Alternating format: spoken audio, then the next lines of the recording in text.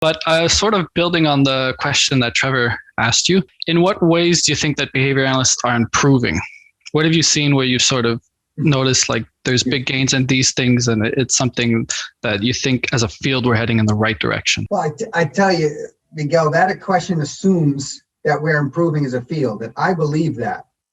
But I think I'm in the minority of old white guys who think that, because the old white guys that I hang around with, when I have to go to conferences, they're just griping about the status of the field. So I want to be very clear. This is my opinion, but I am clear. I am understanding that it's not necessarily shared. People are worried about growth. They're worried about the youth in the field and people out with degrees of 2 years and starting their companies and all that stuff. To be frank, I don't worry about any of it. Okay, there's always going to be a quality distribution. It's always going to be a normal distribution of quality. That's okay because it makes us feel better. We can say, oh, we're at this tail end. And so it's just the way it is. The whole goal is to shift the distribution. And I see that distribution shifting. And we can talk about different way. I mean, clearly behavioral technology has made some improvements. Okay.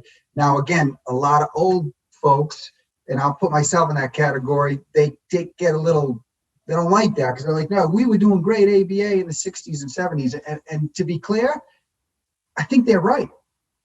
I think there was some great ABA going on in the 70s. And I think we lost it a little bit for a time when we became a little hyper analytic and we just got a little dogmatic about how great we were and how we're going to solve all the world's problem. But now I think we're a little more humble because we haven't kind of done jack shit for the world, to be frank. We haven't done that much. We were doing some good stuff with drug use, but there's still a lot of addiction out there. And if you have a family member that's a drug addict, they can't get contingency management. It's nowhere in America. You can't get it. That's our best independent variable, but yet it's not in practice. So I think we're humbled and realize we're not all that. In 1972, that article in Psychology Today, one of my favorite papers, Shapers at Work, and it had all these thumbnails of all these behavior analysts, white, black, Hispanic, men, women, and it just described all the amazing things they were doing. It was dripping with hope. That was 1972. 50 years later, we're still trying to make that difference. So what I'm saying is, I think there was some amazing stuff going on. I think maybe we lost our way somewhere in the middle. I'm not going to blame anybody. It's just, sign of the times. What I'm liking right now, we can't make a difference unless we have people. So I like that it's been professionalized. I like we have a lot of people calling themselves behavior analysts and marching in the same direction. So that's the foundation, and that's, to me, a positive. The second thing I appreciate is people are just being a little bit more questioning of the dogma. You got people that 10, 15 years ago, if someone had a microphone and they were a publishing researcher, no one would raise their hand and say, yeah, but to them.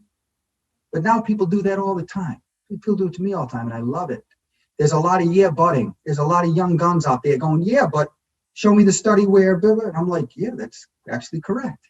So I like the verve, if you will, of the youth. I think there's something very positive about that. I also like that there's more cultural awareness. I just think we're calling bullshit on things that have been bullshit in our field for a while, and I think that's super healthy. And last, the thing I like the most I see right now is these really positive and supporting practice communities. I don't know all of them, but I know some of them, and some of them that relate to the kind of work we do. We have 8,000 people in a Facebook group that 24/7, someone puts a question up about what to do in the process, and 5 people answer it within minutes. It's amazing to me. Now, listen, people can't get all their clinical advice off Facebook, because that's a scary thought. But to see people supporting each other and expanding their craft and making a shift towards a more humane way to do ABA, I just think that's super. So I can't help but think the future's bright when I see those things.